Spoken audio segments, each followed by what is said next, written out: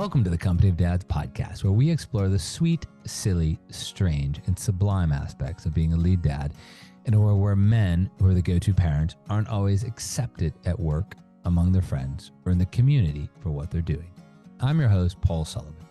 Our podcast is just one of the many things we produce each week at the Company of Dads. We have various features, including our popular Lead Dad of the Week. We have our community, both online and in person. The one-stop shop for all of this is our newsletter, The Dad. So sign up today at thecompanyofdads.com/thedad. That's thecompanyofdads.com/thedad.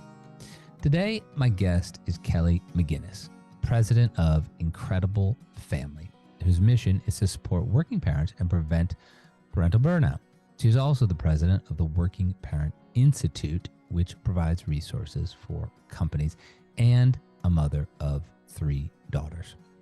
Incredible Family is providing parents with the tools they need to focus on their families as both workers and parents. She has a team of coaches who work directly with moms and dads, and in her words, she's working to transform culture and help leaders support parents and caregivers by reducing burnout and discovering strengths. Now, we did a little test of what Incredible Family does for parents, and I was blown away by how accurate it was, even though, to be quite honest, I didn't always like all of the assessments of my dad personality. But Kelly, welcome to the Company of Dads podcast. Thank you so much, Paul. It was fun to walk you through your strengths and see some of those areas of your personality shine through. Yeah, fun for you, but you were on the other end. You were on the expert end. You weren't on the receiving end of, well, Paul, it's interesting, but maybe you could try this a little bit. It's like, why? That hurts. I know, I get you. I get that all the time. Not about me, about our Company of Dads. What are some of the common struggles when you look at the sort of, list? What are some of the common struggles that working parents face? Gosh, that's a really big question because working parents are struggling with a lot these days. But what we get to do is kind of focus in on what their unique personality is and how you might be able to make some adjustments or changes to re-enjoy or re-energize what it's like to be a parent. So one of the biggest obstacles I find parents are facing these days is they're really focused on what's going wrong. They're focused on the negative, what's not good enough. You were saying that you took the parent assessment. 9 times out of 10, when a parent takes the assessment, they look at the very bottom of their assessment scores and wonder, why is this so low on my test? Did you experience the same thing? No. What are you talking about, Kelly? That's not very nice of you. I don't know what you're saying. I would never do that. I always emphasize the positive. That's natural, though. That's, in behavioral finance, there are all these studies on loss aversion, how somebody feels a lot worse if they lose $5 than if they make $5 on investment. They don't feel as good making that $5 as they feel bad losing that $5. But if that's, going into this, you have a whole team of coaches at Incredible Family, the people are going to look for those negatives. You just said that, one of the things globally as working parents we struggle with is the negativity. How do you begin to sort of chip away at that negativity? Or maybe it's something different. Maybe it's like finding the different, strengths that people have that allow them to get out of that negativity trap. Yeah, I think it's twofold. So the first thing is really raising their awareness. A lot of people don't know that that's how our brain is wired. We are wired to focus on the negative because it's like our natural security system. The other thing that's so interesting about our brain is that it can be retrained. So if we choose to focus on the positive, if we help folks create habits of positive parenting, it starts to become more natural that they're able to focus on the positive. They're able to look at their strengths. They're able to change what their brain focuses on. That's the beauty of what we do, is helping folks see that there is positive, that they have what it takes, and then just strengthening some of those strategies and natural talents that you were talking about so that it becomes easy for them. It becomes just really natural for them to show up as a positive parent. And the next step of that is when they are a positive parent at home, it helps them show up engaged and productive in the workplace. Mm-hmm. One of the things you did when I took this test is you showed, as you said, certain strengths, but those strengths are from a sort of, basket of, various strengths that people have. We don't all have the same strengths. Walk us through some of the strengths that you generally attribute to parents to help them work out of this negative loop. I'll give you some examples of those strengths that you recognize so that parents can get better. Well, so with all of our strengths, we either use our strengths in an area of positive impact, Mm-hmm. or we can struggle in our strengths. So I think, Paul, you and I talked about how some of your strengths can show up in more of a negative space. And so helping parents go through their assessment, look at the top strengths. We call those their super strengths. Mm-hmm. So instead of looking at the bottom, we're going to look at what you're naturally strong But in. you had about what? About 15 of these We have strengths? 10. 10. So what? Or Just I'm run sorry, through 12. What are the 12? Run through the 12 different strengths. Okay. I'm going to have to get my cheat sheet because What will. What are your strengths then? You should certainly know yours, right? Oh, yeah. So here are our 12 strengths. We have advisor, defender, fortitude, gracious, inspiration, objectivity, organizer, sensitivity, stability, tenderness, trainer, and zest. Who doesn't want to? I don't even know what zest means. I think of like a lemon and I'm scraping it in my kitchen. What does that mean? I want to be zest. I want to be zestful. So I'm a zest parent. That's my third strength. And zest is really, you are excited. Like when your feet hit the floor, you are ready to parent. You enjoy being a parent, you enjoy adventure, you enjoy change, you enjoy excitement. One of the best videos I came across of a zest parent on YouTube was this dad, and he was in the stands watching his daughter cheerlead, and he was doing the routine with his daughter in the stands, full on, like super excited, the whole moves and everything. That's a perfect example of what it means to be a zest parent. Which would work wonderful when you have like a 6 or 7-year-old, but be horribly embarrassed when that 6 or 7-year-old is 16 or 17. She was 16. It was a high school football game, and this dad just was all excited about being a dad. Which is a great example of how that zest can be super positive, but oh my goodness, was that ever embarrassing for that poor girl out there. Exactly. So like rein that zest in.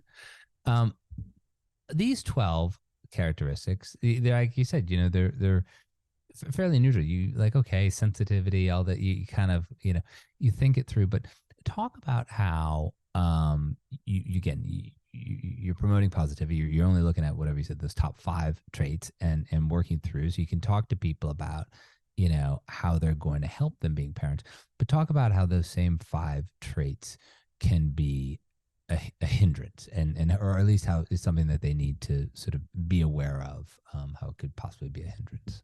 Yeah. So the unique thing about our parenting strengths is that they're divided into 2 different domains, if you will. Paul, you and I talked about your parenting style, natural parenting style. This is research that came out of the 1960s, and it measured 2 different things. It measured, people wanted to know what makes a successful parent. What do I need to have to raise successful children? Mm-hmm. And so the researchers set out to answer this question, and they looked at 2 things.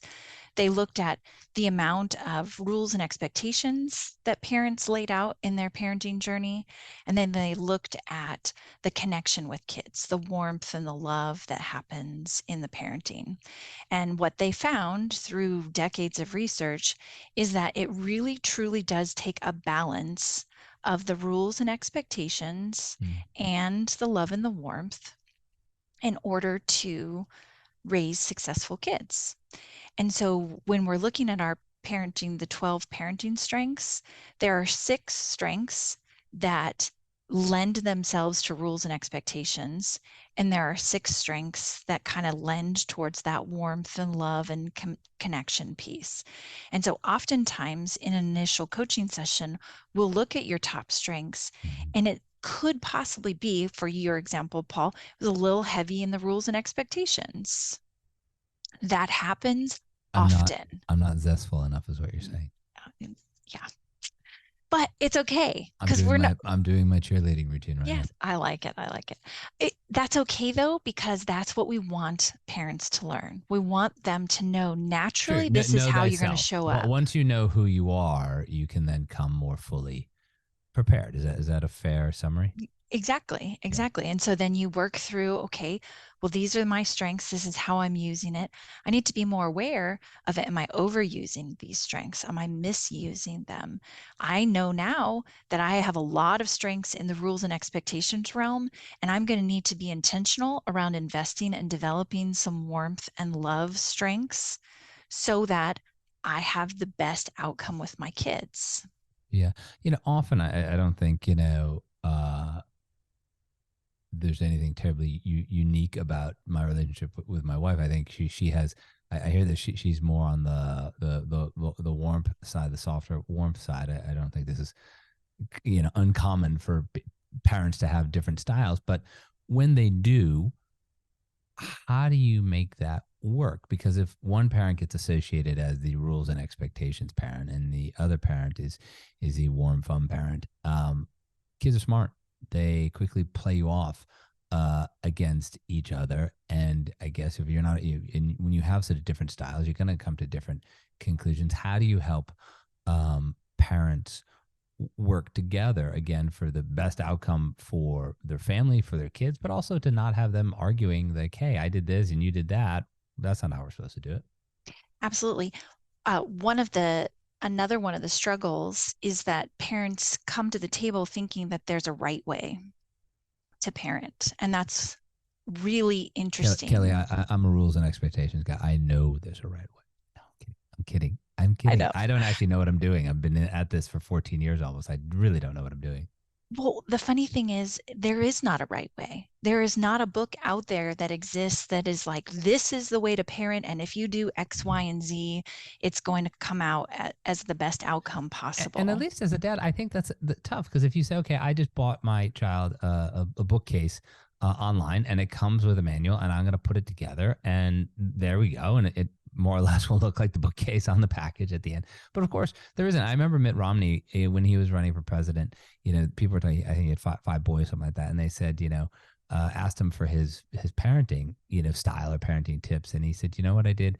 I did the best I possibly could. I tried to be fully engaged. And then I waited 20 years to see if it would work. And I thought it was like such an honest appraisal Yeah. of how to approach parenting. Like, you went in it, you brought your full self. But, do you think post COVID or just, our generation that we have more anxiety around parenting or more of a desire to get it right? And I'd say that in air quotes, even though you just said there is obviously no right way to parent. I think we're bombarded with content. So our generation of parents right now are being overwhelmed with different messaging. Do it this way. Here's the right way. Look at social media and you see all these false images of like, hey, this is how you should do it. This is how you should do it. Read this blog. We're inundated with information. And what is so unique is that you cannot copy someone else's way. You need to understand how you're hardwired and designed so that you can show up as your best self. And that's what Strengths does for parents. So on that, because I asked you a question before, then I cut you off with the story. But when you talk about parents who have very different styles, how do you get them to work together? Absolutely. So it is no this the statement opposites attract is true. Opposites do attract, and it's for a reason. And so when we come into the parenting world, it's actually very discouraging to see the statistics around happiness, marital satisfaction, relationship longevity. When you become a parent, that drops significantly. And a lot of it is because your opposites attract. Paul, you are unique and you have strengths and you have ways of showing up. You have experiences. You saw parenting one way, and your wife, she equally has strengths, Right. saw parenting a different way, And so you come to the table with these two very different views, and 9 times out of 10, parents argue over which way is the right way. And so what we love to do is show parents that here's the end destination, and there can be a multitude of different ways to get to that end destination. You just want to use the strengths that are unique to you. And when both of you are aware, Paul's really good in fortitude, your wife's has sensitivity high, then you're able to partner in Mm. the parenting realm because you know what you're good at, Paul, and your wife knows where she's strong, and you can balance one another out. So in most cases with Incredible Family, do you ask or prefer if both parents go through this together so you don't just have one doing it? Yeah. That is our preference. And even when we work with companies, the employee themselves that are in the company, we offer a code to take the assessment for their partner because there's so much benefit to understanding how each person is approaching the parenting journey. That awareness piece is half the battle. Mm. You know, this is again being the whatever the rules guy as a dad. But how long does this typically take? You know, and you know, I guess the first way, how long does it take? But also like, what's often the trigger for somebody to come to you? And once they've been triggered, say, okay, I need to go to Incredible Family. I need help with my parenting style. And then how long does it typically take for somebody to implement the change to have a more desired outcome? So the trigger is there are a lot of different things. Relationship issues is a huge trigger for folks to come to us. Misbehavior with kids, Mm. disconnection in the family, unproductive, disengaged at work. A lot of those will trigger them to do some self-reflection and want to work on their parenting. Um, a lot of marriages come broken and hurting and need help, need support. And what this does is gives them a language that they can start to communicate some of the problems and create some results. Oftentimes, we recommend like a 6 week is what it would take once people take the assessment, get their results, and start to do some of the exercises and progress through 6 weeks, they'll start to see some results. But we use the saying small things often. So we're not looking for huge change right out the gates. We're looking for some really small instrumental steps so that parents have a solid foundation to stand on. We live in a really chaotic world that's constantly changing and things are changing. We want parents to stand on a solid foundation that they can believe in themselves, they believe in their family, and they believe they have what it takes to be successful. Yeah, when you're on a platform for a company, that's one. I think that's amazing that companies are providing this as a benefit. You know, the company does very much, you know, working with the workplace as well. So I think it's fantastic. But when they agree to sort of have the Incredible Family offering on their platform, what are the reasons that they tell you? When you make that sale, when you get across the line, they say, you know what, Kelly, yeah, we really want this because of X, Y, and Z reason for our employees. The main reason is burnout. Mm. They're losing so many employees. Moms aren't returning back. They try, but they can't because of childcare or this or that. They're burned out. And really, the bottom line of strengths is when you're working from a place of strength, you actually get energy. Mm. You are filled up. You are more motivated when you're working from a place of strength than when you're focusing on weakness. And there's a lot of research behind that. And so it changes the game when parents that are burnt out at home doing their, Yeah. second duty or whatever you want to call it, second shift, when they are more energized in that space, they're able to show up better in the workplace. And so that's the number one um, reason companies bring us on is to help retain their really valuable employees. Mhm. They don't want to keep losing these great moms and dads in their organization. That's fantastic. And, you know, when you're getting people to identify their strengths and define, you know, what their parenting style is, I mean, how difficult is that for somebody to do? How difficult is it? You talk about the 6 weeks period, but how difficult? I mean, is it probably the self-selecting group that even comes to you? But how difficult is it for them to realize the change? Because look, if you tell me a whole bunch of good things, I feel great. But if you tell me, hey, Paul, here are your 3 weaknesses, I was like, great. I had a bad day at work. I got this going on here, and now I'm a bad dad, which is, of course, what you're not saying, but that's how it comes across. So how do you get them to sort of, not just read what you sent them, not just go through the course, but really, implement this? We ask some really good questions. Mm. So, a lot of the journey is self reflection. And when parents see their assessment scores and we ask some guiding questions, they do some practice at home and they actually start to hear themselves use their strengths. They start to actually notice, oh my gosh, there was my fortitude and it caused a conflict with my wife, or got into an argument with my 2-year-old because I wasn't willing to back down on Never this. argue with a 2-year-old. You're I'm telling never you. going to Yep. win. But that helps once they start to see these come to life in their world, in their unique situation. All of a sudden it gives them more motivation, like, oh my gosh, this is accurate and I need to learn more. And so they take that step to make some changes in their own parenting journey. Yeah. One of the things you talked about is when sort of those characteristics are different between a child and a parent, when the child's personality clashes with the parent's strength. You have the real warm and empathetic parent, and then you have the rule follower, or vice versa.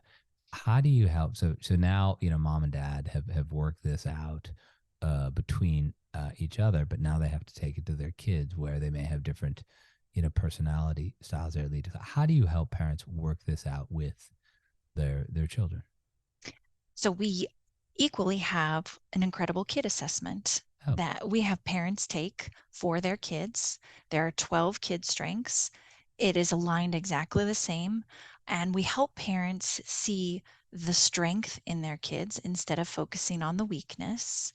And we help them understand that some of the misbehaviors that they see, some of the most frustrating behaviors that they're noticing in their kids, is actually a strength, but it's just an immature stage. so, And so so then, explain to me how Olympic level staller is a strength, or patience of a hungry gnat.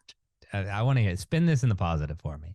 oh, holy smokes, I don't know if I can. That's a tough one. But so an example I have out of my 3 girls, one of my daughters is a persuader. That's one of her top strengths. And she will talk until she's blue in the face to make sure that she understands, or that everybody in the family understands, that she is right. Like, her perspective is the way that the world should work. Yeah. And that can be really frustrating as a parent because you have a lot more As a human information. being, Yeah. too, though, we get that super persuaded. Like, okay, don't sell after the sale. All right. Yeah, it's crazy.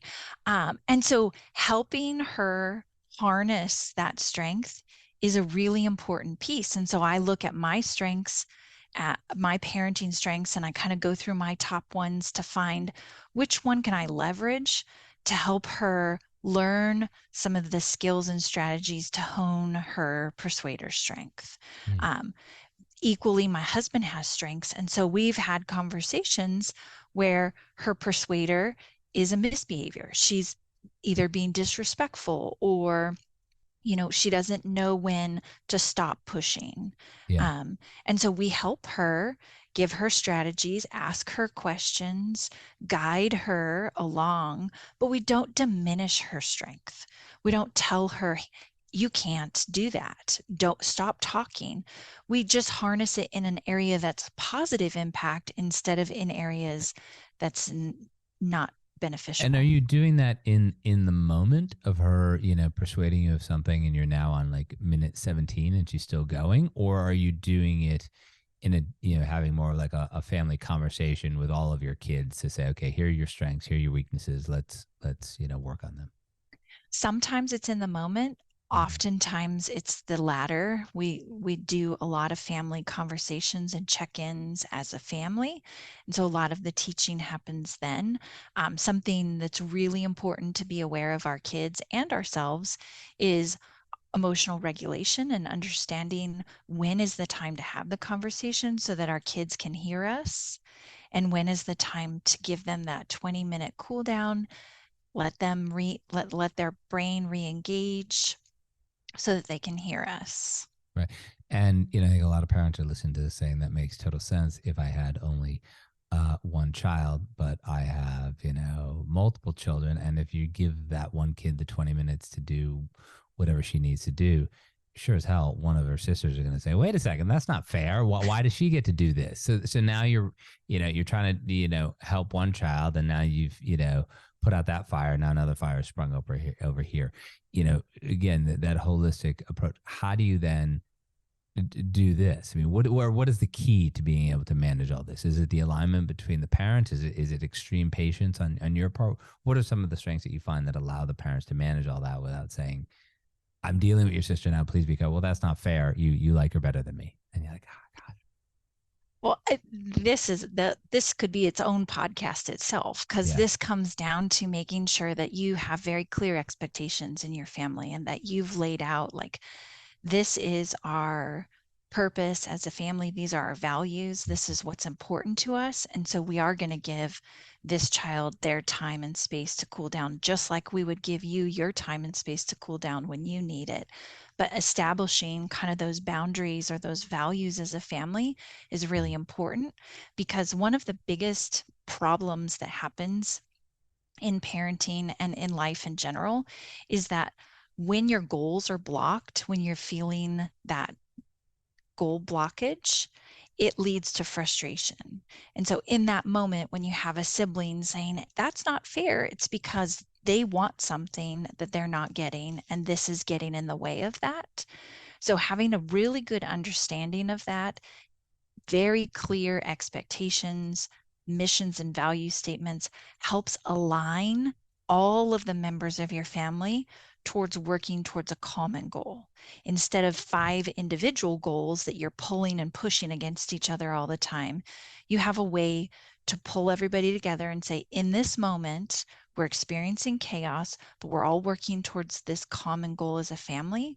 And so that gives us the strength to move forward. That's fascinating. That's really fascinating, Kelly. I appreciate you being my guest today on the Company of Dads podcast. What else? What did I ask you that you want to tell our listeners about the program you created, and how it can help individuals, but also help the whole family? Absolutely. So I wanted to offer your listeners an opportunity to find their parent assessment or their strengths if they're open and interested. I'd love for them to email me, kelly@incrediblefamily.com. And I will give them a free coupon to take a parent assessment. I would just love all of the people out there to step into their strengths, to learn and discover what their strengths are, and begin this journey of awareness.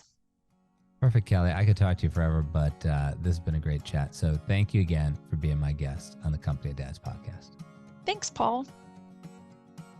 Thank you for listening to the Company of Dads podcast. I also want to thank the people who make this podcast and everything else that we do at the Company of Dads possible. Helder Mira, who is our audio producer. Lindsay Decker, who handles all of our social media. Terry Brennan, who's helping us with the newsletter and audience acquisition. Emily Servin, who is our web maestro. And of course, Evan Roosevelt, who is working side by side with me in many of the things that we do here at the Company of Dads. It's a great team, and we're just trying to bring you the best in fatherhood. Remember, the one-stop shop for everything is our newsletter, The Dad. Sign up at thecompanyofdads.com/thedad. Thank you again for listening.